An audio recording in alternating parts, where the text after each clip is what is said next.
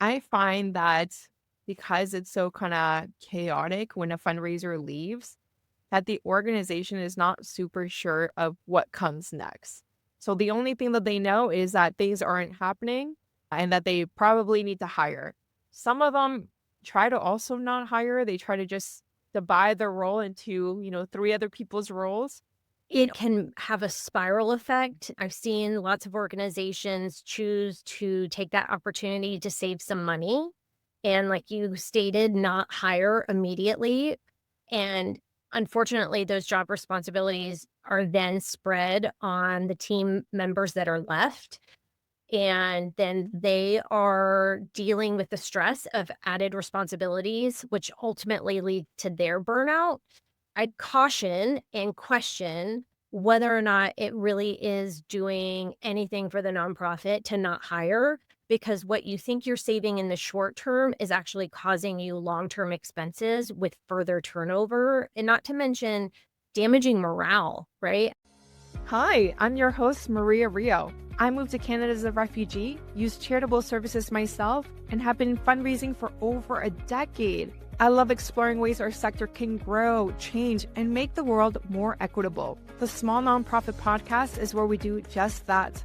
I believe small nonprofits are where the most transformative work happens. But we've been set up to fail by systems that expect us to do more with less. Every week, I sit down with leaders, fundraisers, and changemakers who are doing things differently. They're building sustainable funding without compromising their values, creating power instead of dependence, and pushing back on the broken systems we've all inherited. You'll walk away with actionable strategies you can use, not just inspiration. So if you're ready to stop scrambling and start building something that lasts, you're in the right place. Let's get into it. Hello, everyone. Welcome to or welcome back to another episode of the Small Nonprofit Podcast. If you're new here, my name is Maria Rio, and I'm on a mission to make sure executive directors get the funds they need with less stress.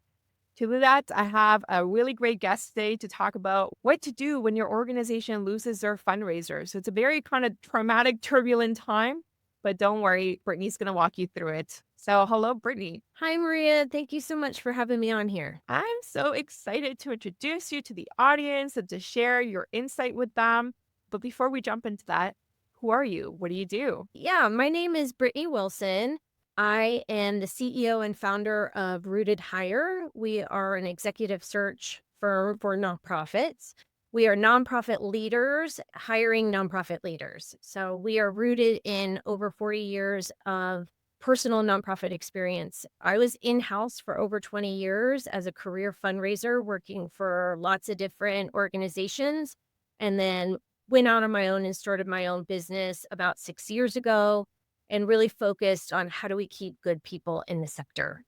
So let's talk about this because we all know as fundraisers and, executive directors that are listening to this, your fundraiser is very likely to leave within a year and 6 months, maybe, if you're lucky, maximum 2 years, right? Fundraisers tend to leave. Why is that? I think ultimately, at the end of the day, there's so much turnover in our sector, and particularly with fundraising positions, because of misaligned expectation on both sides from the employer and the employee. With my agency, we try to work with both the employer and employee before they begin to find that alignment from the get. And maybe some of our listeners haven't experienced this, but what happens after the fundraiser leaves? Like, who holds those donor relationships? Who makes sure that checks are being entered? Is it finance? Is it the ED? Whose responsibility does fundraising become? Great question. So, in my experience, it falls on whoever is there. It's never convenient. The person who takes on the responsibilities, most likely 10 times out of 10, already has a full plate. And so it does get a bit messy and disjointed and ultimately creates, a lack of forward momentum. And so that's something that we do that makes us a little different. We're an executive search firm, but we also provide interim services for leadership level positions at nonprofits, and particularly in fundraising positions so that we can keep that fundraising momentum moving forward while searching for the replacement. But yes, It's gonna happen. There's no getting away from it. You're going to have turnover, and it usually comes at a time that's really inconvenient, and then it is passed on to everyone left behind. I find that because it's so kind of chaotic when a fundraiser leaves, that the organization is not super sure of what comes next. So the only thing that they know is that things aren't happening and that they probably need to hire. Some of them try to also not hire. They try to just divide their role into, three other people's roles. So it's just really complicated for organizations navigating this. And it just creates a lot of problems that they might not even be able to diagnose themselves without that expertise. I think it can have a spiral effect. I've seen lots of organizations choose to take that opportunity to save some money and, like you stated, not hire immediately. And unfortunately, those job responsibilities are then spread on the team members that are left. And then they are dealing with the stress of added responsibilities, which ultimately lead to their burnout. I'd caution and question whether or not it really is doing anything for the nonprofit to not hire, because what you think you're saving in the short term is actually causing you long-term expenses with further turnover, and not to mention damaging morale, right? I've been in that position. I'm sure you've been in that position. I know what that felt like when all of a sudden I'm taking on responsibilities that didn't used to be mine. I'm not getting paid any more money. Ultimately, even if they're saying, okay, we are going to hire, it's done in a panic, it's done in a rush. I've probably been guilty of this as a hiring manager in a former life where it's like, well, let's just grab that job description. When's the last time we had it? Okay, it's 3 years old. Let's just update it, make it more current, and get it out there. Let's just get it out there and see who we can get. And that rush and that frantic nature leads to poor candidate results. What are your thoughts on exit interviews? So your fundraiser is leaving, you are definitely asking them, like, write down all the things that you did, who are the people that we need to contact, all that stuff.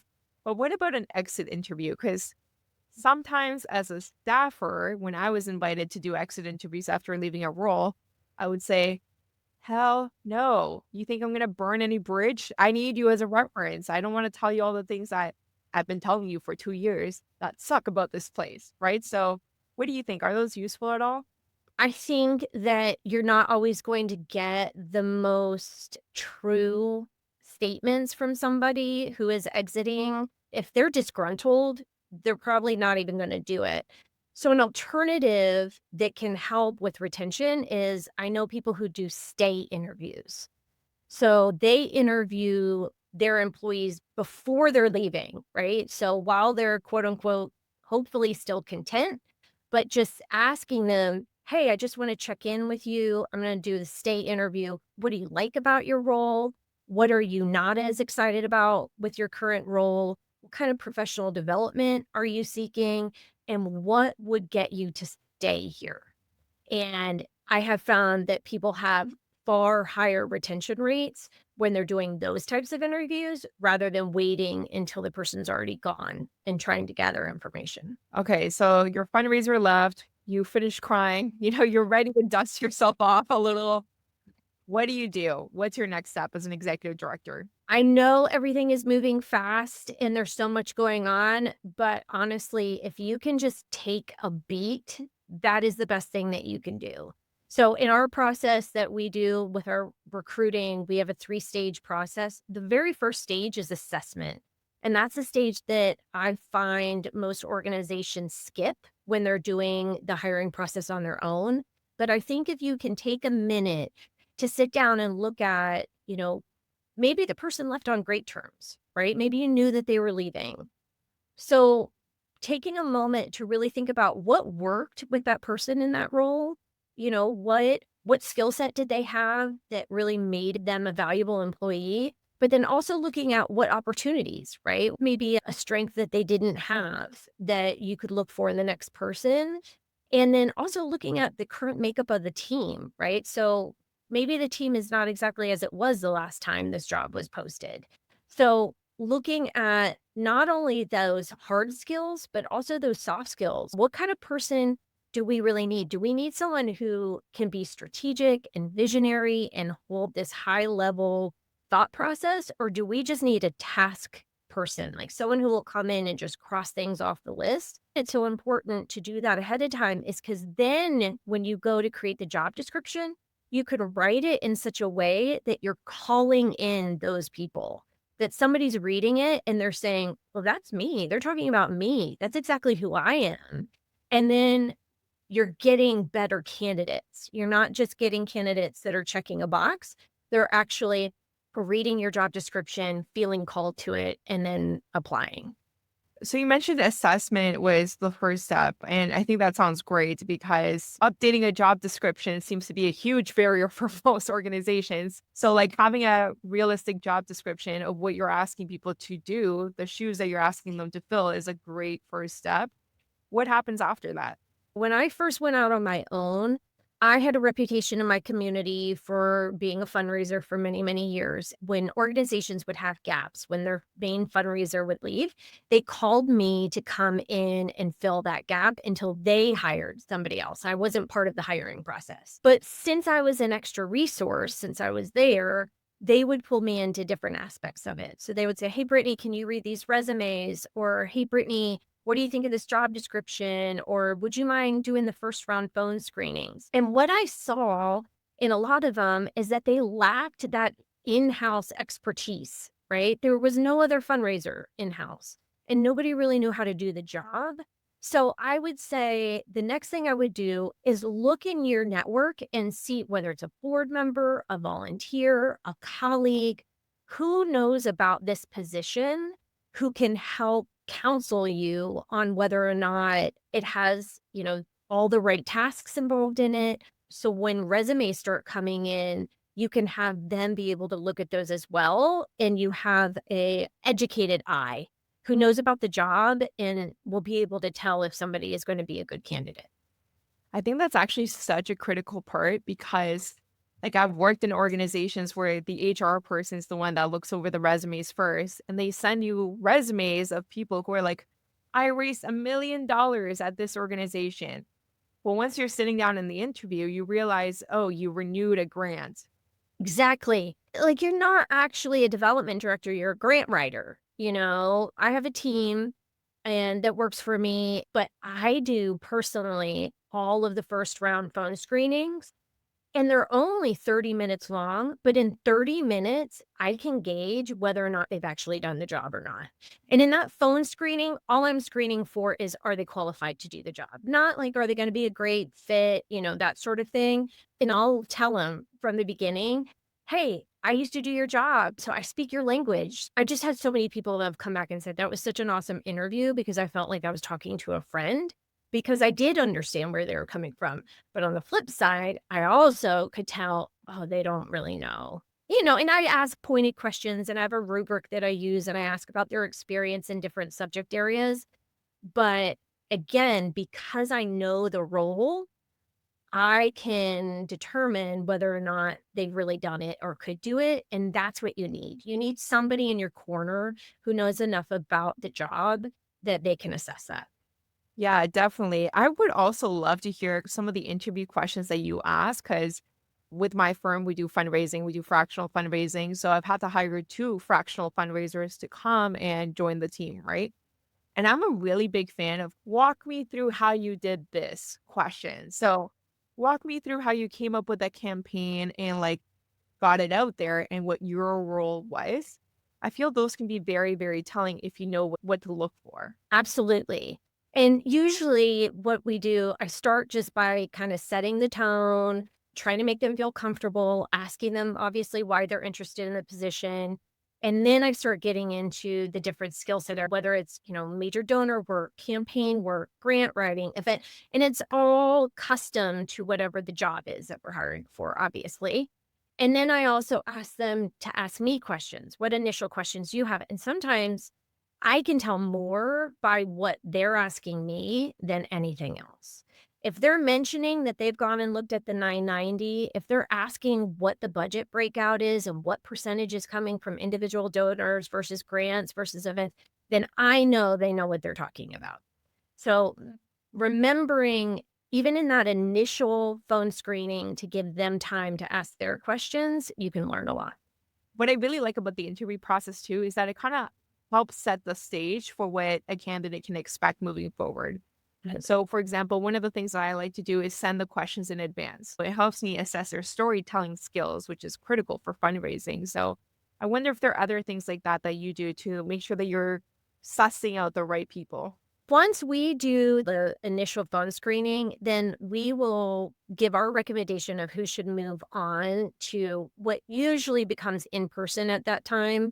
Depends on the organization and the work. Some organizations are all remote. And then we give them guidance on those next questions. Again, curating questions specific to the job description. So it's all connected, right? Like if you do that initial assessment, you're writing the job description based on exactly what you need. You're calling in those people and then you're asking questions, not just Googling best questions to ask a development director interview, right? It's like, what is it that we're really trying to find out from this person to know if they're going to be the right fit?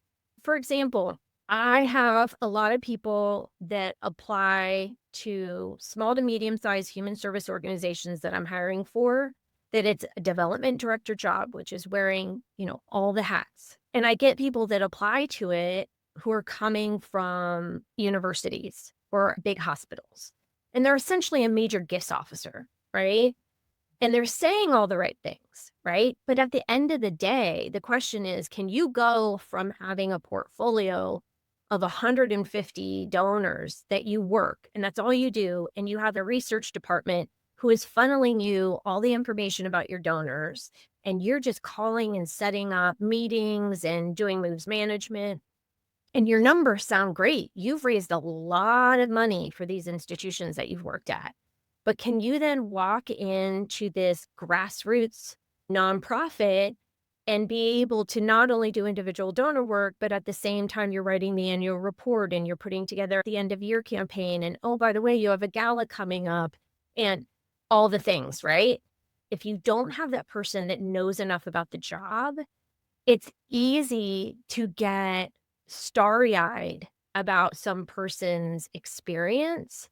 Oh my gosh, they've raised millions and millions of dollars and, they've closed 6-figure, 7-figure gifts. That's who we need. And it's like, well, is that really who you need? Because you need someone who can do all the things.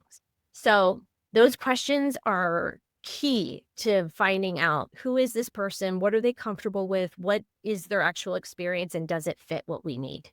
Love all those points. Very, very true. A fundraiser from a big shop is not going to be able to fit in very smoothly in a small shop because in a big shop, you have a team, and in a small shop, you are the team, right? Exactly. You have to be able to hold the strategy and the vision and execute. And not everybody can do that or wants to do that, right? I'd love to get your thoughts on this other part of the process because I've seen a lot of nonprofits, including one of my clients who is so near and dear to my heart, really struggle with hiring, right? So we think they're ready to launch, they don't need fractional anymore, but there is no one to cash the fundraising work that they've invested all this time with a consultant building. So either they're getting 300 resumes and software developers, real estate developers. It's not the right candidates, or they're too junior or not aligned with their values, or they're like not getting a lot of interest, even though the role pays well, is hybrid, all that stuff. So I wonder kind of what you're seeing with your clients. Are they having an easier time hiring? If not, how do you help them become attractive? That's great questions. And I've seen a couple of different things. Lately, I've seen a lot of organizations who are trying to hire a development director on a development manager salary. So they can only afford one position. And frankly, fundraising positions cost more. I'm in Colorado in the United States. And if you want a development director, you better be ready to pay 6 figures. Some organizations don't have that budget, and I get that. But they're writing a development director job description, and they're either calling it a manager and or offering a manager salary. And so that misalignment just does not get them the right candidates. The other thing that I see is that maybe they are getting great candidates, but because the process, this hiring process has just been pushed on someone. They weren't thinking they were going to have to hire. Now all of a sudden they do. The process itself ends up becoming more of a reaction rather than a strategic intentional process. And because of that, it's happening in the background of their regular job duties. They're stringing applicants along and they're not communicating well with them during it. And so, what I find more often than not is they might originally get really good candidates. By the time they get to the end, they've lost them because they've either gotten another job or they actually opted out themselves because they saw, wow, this organization doesn't seem very organized. And really good candidates, they're shopping you as much as you're shopping them, right? Are you really getting the candidates, but you're not ending with them, or are you just not getting them at all? And if you're not at all, go back to the job description, be honest with yourself about what you're asking for. Did you create a job description that's really 3 jobs in one, right? Or what I find is that candidates, what they want more than anything, of course, they want to be compensated fairly and make a living wage and all that, but they also want flexibility. Post COVID, gone are the days of in office 5 days a week, 9 to 5. And if you're one of those managers that is like staunch, bring it back, that's what we require and we need it, that's on you, right? Great. But you're not going to have nearly as many candidates to choose from. And you're going to have to pay a premium on top of your premium because you're a fundraiser. Exactly. I would love to hear any actionable tips that you have for the people listening to this episode. So if you're an executive director and you're interviewing or your fundraiser just left, what should they start doing, start thinking about? I have a free resource. It's called the Hiring Process Audit. It allows you just to walk through your process before you begin to make sure that you have certain things in place. I have another resource. It's called the 10 Hiring Pitfalls of Nonprofits. Some of them I've mentioned in this, some of them I haven't. So kind of going through there and just saying, okay, let's make sure that we are not one of these organizations that fall into these and make these mistakes, right? And I think if you can do those things at the beginning, then you're going to set yourself up for success better than had you just launched into it without thinking.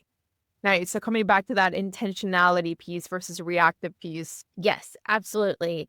So being intentional, really sitting down and laying the process out, who's going to be involved in it, right? So being really clear, okay, we're going to have 3 rounds. The first one, who's doing the first one? Who's doing the second round? Who's doing the third round?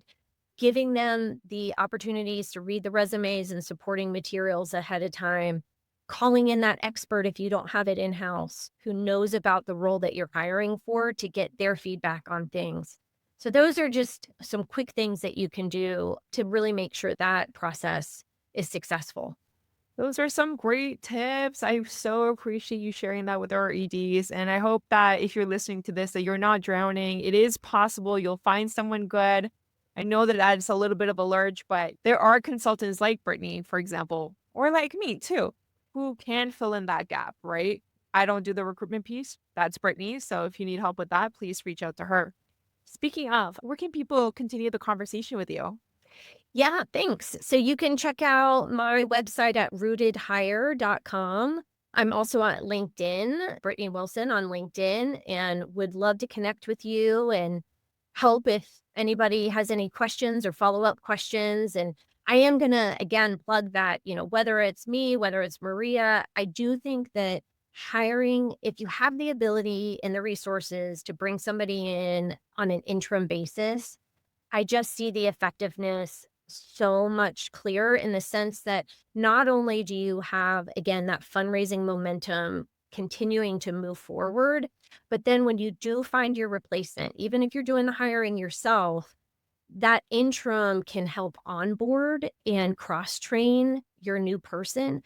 When I see unsuccessful hires, it's usually because the person is hired and they're not given really any onboarding and they end up burning out. And so 3 months later, you find yourself in the same exact place having to rehire because the hire that you did bring in, you didn't help support them and set them up for success. Love that. Well, thank you so much for joining us today. Thank you, Maria. It's my pleasure.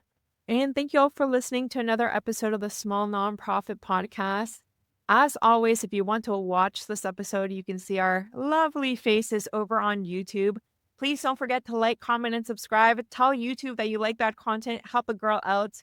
But in the meantime, I hope that you got a lot of really good information from Brittny today about how to navigate such a tricky situation of your fundraiser leaving, possibly taking all of that information, donor information, event information, grant information in their head away with them. So if your fundraiser is still around, please make sure that you document all these things and get ready for when they do eventually leave, because they do leave. But if not, I hope that you got a lot of really actionable things to do to find your next fundraiser. That's it for today's episode. We will see you here next week. Bye for now. Thank you for listening to another episode of The Small Nonprofit. If you want to continue the conversation, feel free to connect with our guests directly or find me on LinkedIn. Let's keep moving money to mission and prioritizing our well-being. Bye for now.